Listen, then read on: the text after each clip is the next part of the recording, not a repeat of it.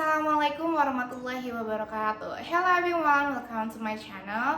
So, di video kali ini aku bakal nge-interview atau ngobrol-ngobrol santai sama narasumber aku, yaitu Desi Sundari Citaresmi, bunda aku yang menjadi guru selama 18 tahun. 18 tahun.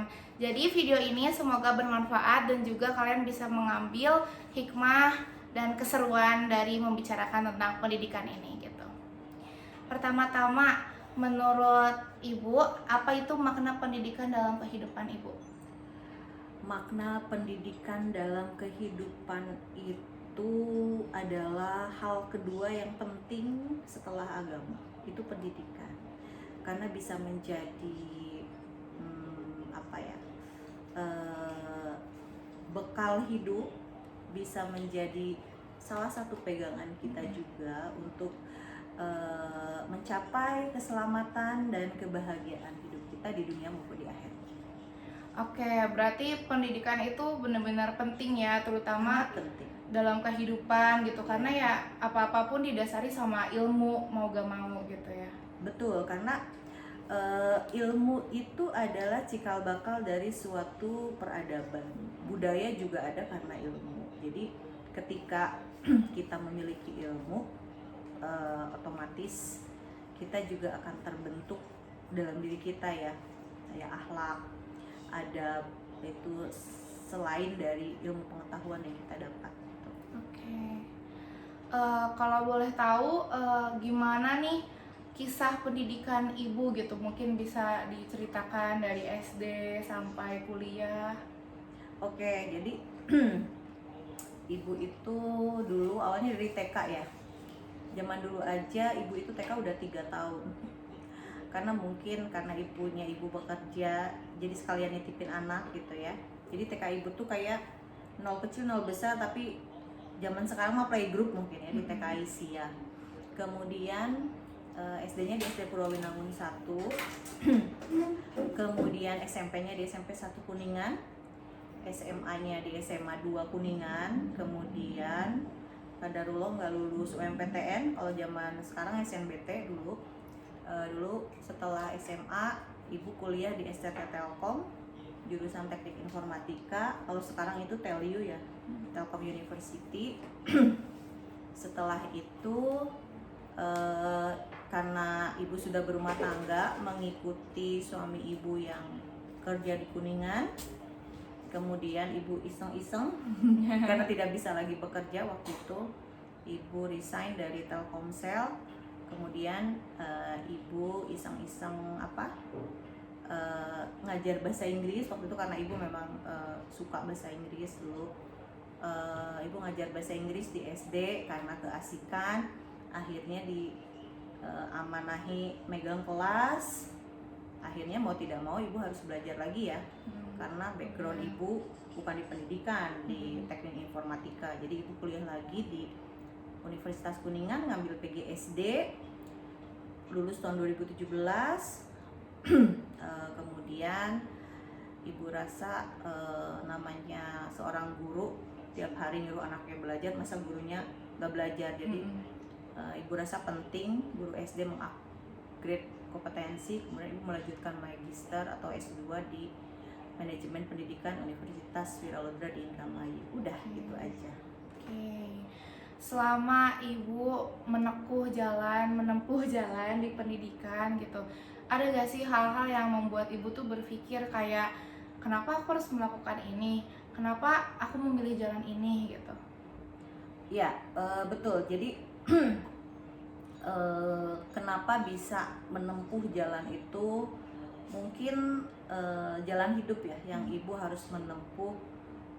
Kenapa sih nggak dari dulu aja ngambil di pendidikan gitu ya? Mungkin karena awalnya memang Ibu tidak berpikir untuk menjadi guru, tapi karena jalan hidup Ibu yang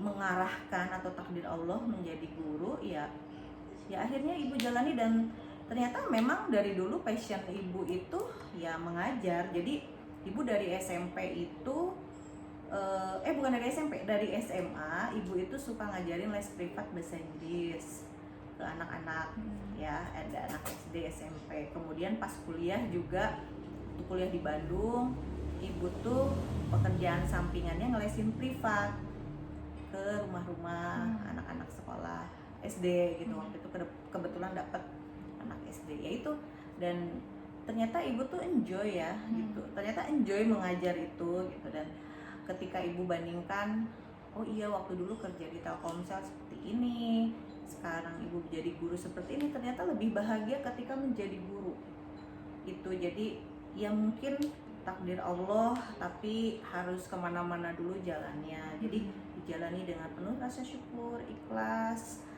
dan mudah-mudahan jadi guru ini adalah jalan untuk ibadah juga. Amin.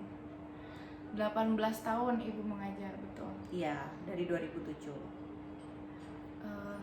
Ibu kan mengajar anak SD gitu. Iya. Apa kesulitan ibu ketika mengajar anak SD, apalagi di kelas awal yaitu 1, 2, 3, 4? Iya, di kelas rendah ya. Iya, jadi ibu itu pengalaman ngajar kelas rendah dan tinggi. Kebetulan sekarang lagi memegang kelas 3. Jadi kelas 3 itu termasuknya kelas rendah. Yang menjadi kesusahan itu bagi ibu, tidak ada yang susah banget, semuanya alhamdulillah bisa diatasi. Yang susah kadang itu adalah membuat anak-anak fokus. Kemudian karena anak itu kan memorinya relatif pendek. Kemudian kan dunia anak itu dunia bermain ya. Yeah. Ya hak mereka bermain. Hak mereka itu sebenarnya bermain, bukan belajar. Dan akhirnya bagaimana ibu harus menciptakan suatu pembelajaran yang menyenangkan di kelas agar anak-anaknya happy belajarnya. Itu yang susah itu adalah membuat anak-anak fokus itu saja sih. Kemudian ya karena memorinya pendek ya. Kalau anak-anak itu memorinya pendek, nah itu bagaimana melatih memori mereka agar bisa mengingat lebih lama gitu. Karena kadang diterangkan sekarang, besok ditanya lupa. Itu kalau anak-anak SD seperti itu. Berarti tidak ada kesulitan yang signifikan dalam mengatur anak SD? Tidak ada. Oh ya, kan dalam pendidikan juga pastinya gitu, terutama dalam Indonesia, kurikulum tuh berganti ya. Berubah gitu. Menurut ibu, selama ibu mengajar 18 tahun, apa kurikulum terbaik dan tanggapan ibu tentang kurikulum Merdeka yang sedang dijalankan sekarang? Semua kurikulum itu baik. Mungkin banyak stereotip negatif bagaimana, kenapa sih kurikulum di Indonesia berubah-ubah gitu ya. Karena yang namanya pendidikan, kurikulum itu kan dinamis ya, atau teknologi itu dinamis, keilmuan itu dinamis, dia tidak stuck gitu. Jadi kurikulum yang ada di Indonesia itu dia pasti menyesuaikan dengan kebutuhan zamannya gitu ya. Semua kurikulum baik karena kurikulum diciptakan sesuai dengan kebutuhan anak-anak pada saat itu, yang sesuai dengan tujuan pendidikan pada saat itu. Dan sekarang kalau kurikulum Merdeka menurut ibu, ini pribadi ya, opini pribadi, itu kata ibu terbaik sih. Kenapa? Karena setiap guru itu bisa menentukan tujuan pembelajarannya masing-masing. Kita hanya diberi capaian pembelajaran, jadi kompetensi yang mau kita raih itu bisa berbeda-beda tiap kelas, tiap sekolah. Karena apa? Karena tiap sekolah itu berbeda-beda juga, anak-anaknya unik juga, fasilitasnya berbeda juga. Kita tidak bisa memaksakan suatu kompetensi yang sudah ditentukan misalnya oleh pemerintah, padahal dalam mencapai kompetensi itu misalkan diperlukan teknologi, diperlukan sarana dan prasarana yang canggih, yang lengkap, padahal tidak semua sekolah memiliki sarana itu. Jadi kita sebagai guru itu bebas menentukan kompetensi yang akan dicapai asal sesuai dengan capaian pembelajaran. Itu bagusnya dari kurikulum Merdeka. Terus banyak yang salah paham ya, oh merdeka segala-galanya seakan-akan bebas. Jadi merdeka itu akronim sebenarnya. M-nya itu mulai dari diri sendiri. Jadi apa sih yang kita ketahui dari ilmu yang akan kita pelajari sekarang? Kemudian kita eksplorasi konsep atau eksplorasi ilmu yang akan kita pelajari sekarang di hari itu. Misalkan kita diajarkan oleh guru, kita membaca membaca buku, membuka modul, atau mengikuti webinar dan lain-lain. Kemudian R itu maksudnya ruang kolaborasi. Bagaimana kita bisa berkolaborasi dengan yang lain. Ya. Kemudian D-nya kita demonstrasi kontekstual. Demonstrasi kontekstual itu bagaimana sih kita menjewantahkan ilmu dalam suatu hal yang nyata, dalam mengaplikasikan. Ya, demonstrasi itu mengaplikasi. Itu kan itu elaborasi. Elaborasi itu bagaimana kita meluaskan lagi keilmuan kita, memperdalam lagi dengan sumber-sumber yang lain. Ya, apalagi dengan dunia teknologi gitu. Dengan instruktur, apa dengan modul yang lebih buku baru, apa dengan yang hal yang kekinian. Kemudian apa lagi merdeka ya? Elaborasi KA ya. Kemudian yang terakhirnya aksi nyata. Ya, aksi nyata itu bagaimana kita melakukan aksi itu berarti aktivitas yang nyata di mana kita mengaplikasikan ilmu itu. Jadi sebenarnya kalau kurikulum merdeka itu, akronim dari merdekanya sendiri itu bagus ya, bisa kita terapkan di semua hal, tidak hanya di sekolah saja. Benar. Iya, jadi menurut Ibu kurikulum merdeka udah bagus. Kurikulum merdeka itu mungkin bertujuan agar anak tidak hanya memahami dan menghafal apa yang di sekolah, tapi juga bisa mengerti apa yang terjadi dalam kehidupan sehari-hari dan bisa menyambungkannya dengan ilmu yang sudah diberi di sekolah. Jadi mereka tidak kosong gitu loh. Betul. Dan sekarang meskipun sekarang masih kita gunakan kurikulum merdeka, tapi karena menteri baru ya, kabinet baru, menteri baru kita kan Pak Muti ya. Beliau mencanangkan bahwa setiap pembelajaran di kelas itu menggunakan pendekatan deep learning atau pembelajaran mendalam, di mana di kelas itu harus ya, guru-guru harus menciptakan pembelajaran yang memiliki 3 prinsip.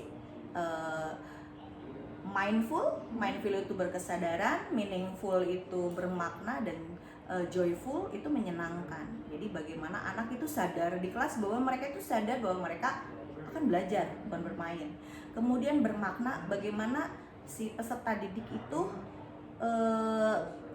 menangkap ilmu itu tidak hanya di kelas aja, tidak hanya teori. Dia bisa memaknai ilmu itu dan bisa menerapkan dalam kehidupan sehari-hari, atau merelasikan, oh iya saya belajar ini nanti berguna untuk ini.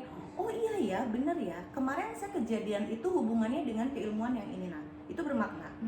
Ya, kemudian joyful, bagaimana guru-guru bisa menciptakan yang menyenangkan itu. Jadi anak-anak tidak berasanya lagi belajar. Ya, mereka bermain tapi mereka mendapatkan ilmu atau belajar. Nah, itu ada 3 prinsip pembelajaran mendalam. Nah, yang harus diciptakan oleh guru. Itu tujuannya apa ya tadi? Ketika Mikai bilang bahwa anak-anak mengerti, bisa merelasikan, tidak hanya secara teori. Betul. Karena deep learning itu kan mendalam itu kenapa ada dan kenapa dibutuhkan pada saat ini? Karena menurut penelitian atau hasil dari rapot pendidikan, bahwa ternyata anak-anak kita itu ilmunya tuh masih di permukaan, atau mereka itu disebutnya tuh surface learning, bukan deep learning. Jadi mereka tuh hanya mencangkul, tahu aja gitu ya. Hanya tahu. Mereka oh aku belajar KPK loh, aku belajar FPB tanpa tahu itu untuk apa gitu kan. Nah, diharapkan dengan ada pendekatan deep learning itu, pengetahuan anak-anak tidak hanya di surface tapi di pendalam dengan di bore. Jadi dia itu ada, selain memahami, mereka bisa mengaplikasi dan bisa merefleksi. Kalau merefleksi itu gini, ketika Mikai belajar sesuatu hal, oh aku belajar misalkan tentang magnet, oh, aku paham teori magnet, aplikasinya nanti buat ini. Nanti Mikai merefleksi, oh iya aku paham tentang ini, aku bisa ini, tapi aku tidak bagus di teori ini, misalkan tentang magnet, aku tidak bisa menghitung misalkan besaran magnet. Nah, itu diharapkan anak-anak Indonesia itu dia bisa merefleksi, bisa menilai dirinya sendiri bahwa aku kemampuannya sampai mana. Itu. Jadi selain ada 3 prinsip tadi di pembelajaran mendalam, ada juga pengalaman belajarnya tadi, memahami, mengaplikasi, merefleksi. Nah, itu yang sekarang sedang hype atau sedang booming dan sedang diterapkan di setiap kelas baik SD maupun SMA oleh guru-guru di Indonesia. Berarti deep learning itu bagus sekali ya, Bagus. terutama untuk pribadi anak tersebut gitu. Betul. Mungkin merefleksi juga, bisakah menjuru ke, mungkin kan banyak nih anak-anak kuliah atau anak-anak SMA yang bingung milih jurusan atau apa, karena ya mereka dalam kurikulum Indonesia itu biasanya dipaksa hafal semua, mereka gak hafal semua, ini yang mereka tidak lulus atau tidak naik kelas gitu. Iya. Mungkin dari refleksi itu bisakah kita mengetahui kemampuan kita di Betul, mana, batasan betul. kita di mana Iya. dalam mempelajari Anak-anak sesuatu. bisa mengetahui, oh aku senang, karena kayak ibu sendiri, anak-anak senang nggak belajar hari ini? Ada yang bilang senang, ada yang bilang enggak. Kenapa enggak? Bu, aku nggak suka matematika, itu bikin pusing. Oh, berarti anak itu emang passionnya atau minatnya bukan di matematika. Jadi emang diharapkan betul ketika anak-anak mencapai dia pengalaman belajar yang merefleksi, mereka bisa tahu minat dan bakat mereka itu dari di mana. Ini mereka bisa menentukan jurusan tanpa salah jurusan, seperti itu. Berarti Betul. jangka panjang juga Betul, ya. jangka panjang. Kalau menurut Ibu nih, selama menjadi tenaga pendidik 18 tahun, apalagi di sekolah SD yang notabene-nya di pelosok gitu lah ya, maksudnya Iya, di pinggiran. di pinggiran gitu. Menurut Ibu apa sih kritik dan saran Ibu bagi pendidikan Indonesia, dan juga fasilitas apa yang sekiranya benar-benar semua sekolah tuh perlu di Indonesia? Betul sekali gitu ya. Nah, terutama di sekolah dasar ya. Kalau SMP, SMA mungkin sudah banyak fasilitas disediakan gitu ya. Kalau di SD itu terkendala dengan dana operasional sekolah yang terbatas. Kalau saran saya, pendidikan itu tidak hanya tugas guru di sekolah atau tugas sekolah. Pendidikan yang utama adalah pendidikan di rumah. Iya. Ya. Jadi apalagi dalam pembentukan karakter anak di sekolah itu bisa terlihat dari bagaimana orang tuanya mendidiknya di rumah. Jadi yang terpenting adalah pendidikan di rumah ya. Bagaimana bagaimana kedua orang tuanya berperan dalam proses pendidikan. Contoh misalkan anak-anak sekarang nggak mungkin anak-anak tidak tahu HP, tidak mungkin anak-anak tidak mengkonsumsi konten-konten di HP, di media sosial. Nah, peran orang tua adalah memfilter. Ada batasan-batasan. Kemudian ketika anak belajar, peran orang tua mendampingi ya. Kemudian yang utama lagi pendidikan agama ya. Karena insya Allah kalau kita muslim ya, karakter kita kalau memang sesuai dengan label kita muslim dengan itu akan baik, karakternya akan baik. Jadi yang terpenting adalah ketika pendidikan Indonesia mau maju, yang utama adalah di rumah. Kemudian juga stakeholder itu kan tidak hanya guru, tidak hanya sekolah, tidak hanya kepala sekolah, tapi masyarakat, sistem, dan pemerintah. Benar, dan orang tua. Jadi semua stakeholder berperan. Contoh misalkan kebijakan-kebijakan yang dibuat pemerintah, kemudian program-program yang dibuat oleh misalkan Kemendikdasmen ya, atau Kementerian Pendidikan, yaitu harus pro terhadap murid. Kemudian misalkan ya APBN, udah selayaknya APBN yang terbesar itu ya harus untuk pendidikan ya, karena sebuah negara akan maju ketika pendidikannya maju ya gitu. Nah tadi pertanyaan yang lainnya apa? Fasilitas apa yang sekiranya dibutuhkan oleh seluruh sekolah? Fasilitas yang dibutuhkan oleh SD adalah laboratorium. Karena apa? Ketika pemerintah harus mencanangkan kurikulum merdeka, kemudian deep learning, dan kita harus membuat suatu pembelajaran inovatif. Rata-rata guru itu menggunakan model pembelajaran project based learning. Dan project itu kan proyek itu membutuhkan fasilitas yang memadai. Ya, apalagi project IPAS ya. Anak-anak tidak bisa belajar IPAS secara teori aja. Mereka pasti perlu pembuktian, dan itu yang sebenarnya sangat berkaitan dengan deep learning. Bagaimana anak-anak mengaplikasi pengetahuannya, mengaplikasikan, mempraktekkan. Benar. Dan kalau praktek IPAS itu memerlukan lab. Ya, seperti itu. Saya rasa yang paling penting itu fasilitas di laboratorium. Di SD itu adalah laboratorium sederhana saja, tidak usah yang canggih-canggih. Minimal anak di laboratorium ada mikroskop, ada loop, kemudian ada misalkan tabung-tabung untuk kita bereksperimen cairan, ya seperti itu. Nah itu sih. Oke. Kan sekarang nih lagi zamannya Gen Z, Gen Alpha gitu ya, yang ada-ada aja lah kelakuannya gitu. Bagaimana sih tanggapan ibu terhadap Gen Z atau Gen Alpha ini, yang mungkin bisa dikatakan di sekolah nih sekarang di TikTok rame, banyak yang pakai make up atau yang bullying, terus juga apa namanya pergaulan bebas gitu. Itu menurut ibu tuh bagaimana pendapatnya gitu, dan bagaimana cara mengatasinya sebagai tenaga pendidik gitu, baik dari sisi ibu sebagai guru ataupun dari lingkungan sekitar, dari orang tua dan lain-lain.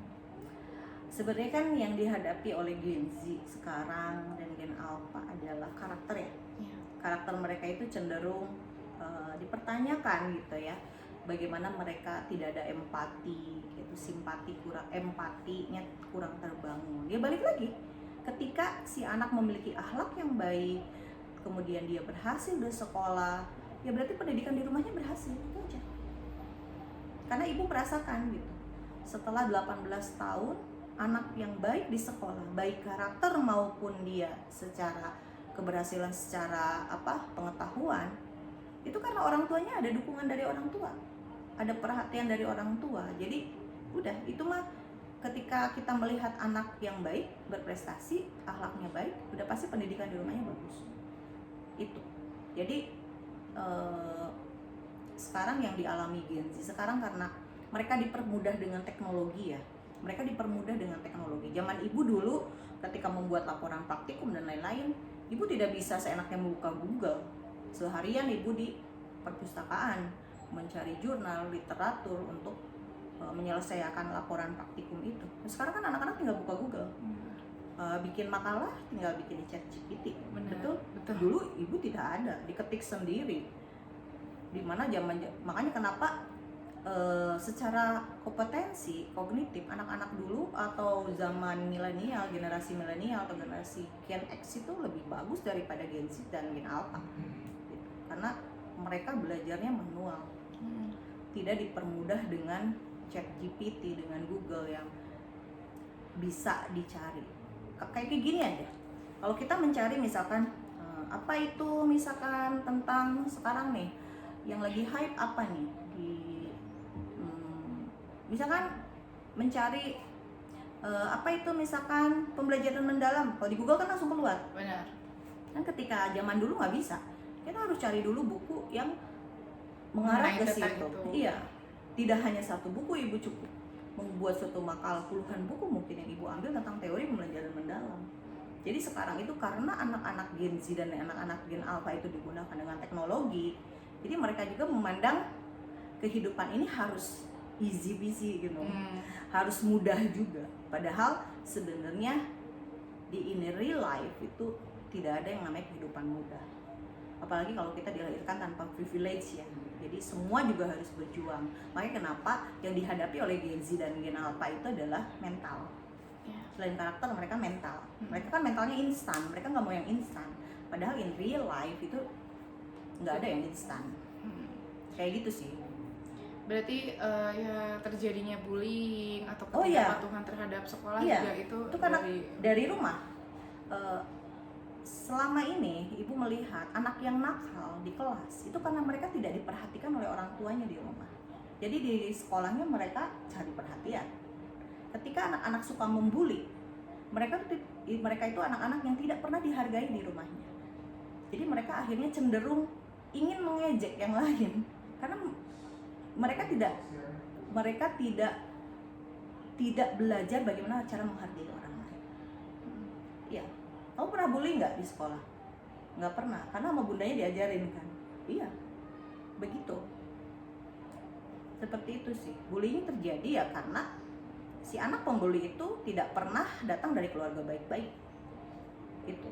Mereka pasti tidak pernah dididik dengan benar di keluarganya, atau mereka dari broken home, atau mereka pasti ada something di belakang itu.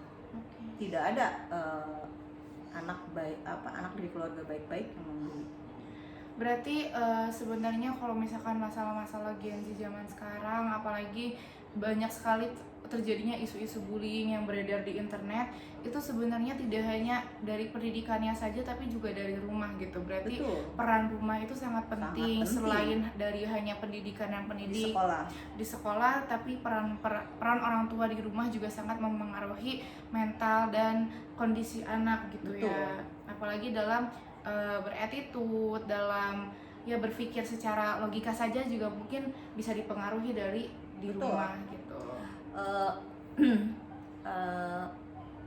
Ibu melihat selama 18 tahun ini anak yang berhasil, anak yang pintar itu pasti ada dukungan dari orang tua. Itu pasti. Kalaupun tidak ada dukungan, mereka misalkan dari mereka, ibu ada punya murid, dia pintar, tidak pernah jajan, dia selalu puasa. Ternyata anak SD loh selalu puasa dari kelas 4 sampai kelas 6, waktu itu ibu kayak kelas 4. Kenapa nggak pernah jajan? Dia pernah dikasih uang jajan, tapi dia tidak pernah lupa duha. Dia selalu sholat, dia puasa tiap hari aja kan, itu bisa mencerminkan bahwa pendidikan agamanya betul. Ternyata memang di rumahnya itu meskipun orang tuanya orang nggak punya, tapi dididik agama dengan baik. Otomatis kalau orang dengan akhlak yang baik, dia pasti baik juga di sekolah. Begitu. Ya karena kan ya ada tuh di atas ilmu. Betul. Berarti ya di sini tuh maksud dari dukungan orang itu tidak hanya secara materi ya. Iya, tidak malah hanya dukungan misalkan orang tuanya juga berpendidikan, tidak. iya. Tidak hanya harus selalu tentang itu. Yang penting si orang tua ada dalam proses pendidikannya di rumah, baik itu pendidikan agama gitu. Ketika orang tua misalnya di rumah hanya mengajarkan agama, nggak masalah, itu akan berdampak pada akhlak dia. Kalau anak yang berakhlak baik, dia baik, otomatis dia akan disiplin, tanpa disuruh pun dia akan belajar. Karena dia tahu kewajibannya sebagai anak itu ya belajar dan nurut sama orang tua, iya kan? Iya.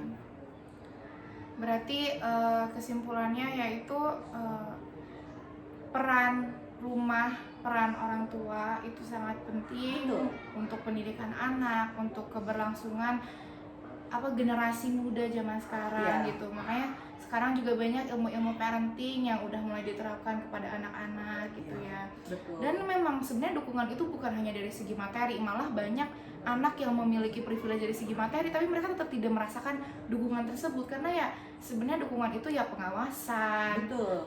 ditemani, Iya, diberi kasih sayang, diberi Iya. teguran, tapi tidak secara tegas atau kasar atau seperti apa. Iya secara tegas tapi tidak secara kasar atau melakukan kekerasan, karena ya itu akan berdampak pada anaknya sendiri gitu loh, kecuali anak tersebut yang melakukan itu duluan. Mungkin Iya, seperti itu. karena peran orang tua itu kan tidak hanya memberikan materi. Anak itu amanah ya, amanah yang harus tidak hanya diberikan kehidupan fisik, tapi lahir batinnya juga yang justru yang akan dipertanggungjawabkan duluan itu ya bagaimana kita mendidik anak kita secara agama dan keilmuan kan. Di akhirat juga kalau orang tua ngerti aja tentang hal itu, kayaknya tidak akan ada tidak akan ada orang tua yang mengabaikan anaknya. Terus Oke, berarti intinya ya itu ya tadi. Betul. Bahwa orang tua tuh berperan sangat penting dalam Iya. kehidupan seorang anak. Iya. Gitu. Terima kasih sekali Ibu Desi Sundari sudah menjadi narasumber di podcast kali ini, di Ngobrol Santai kali ini gitu. Semoga Ibu sehat selalu, Amin. dilancarkan rezekinya, amin. dan kita semua bisa mengambil manfaat atau hikmah dari apa yang dibicarakan oleh Ibu Desi ini gitu. Oke guys, segitu aja video dari aku. Semoga kalian bisa ngambil manfaatnya, dan maaf banget kalau ada rada kaku-kaku dikit gitu. Bye bye. Wassalamualaikum warahmatullahi wabarakatuh. Waalaikumsalam warahmatullahi wabarakatuh. Dadah. Oke. Wow.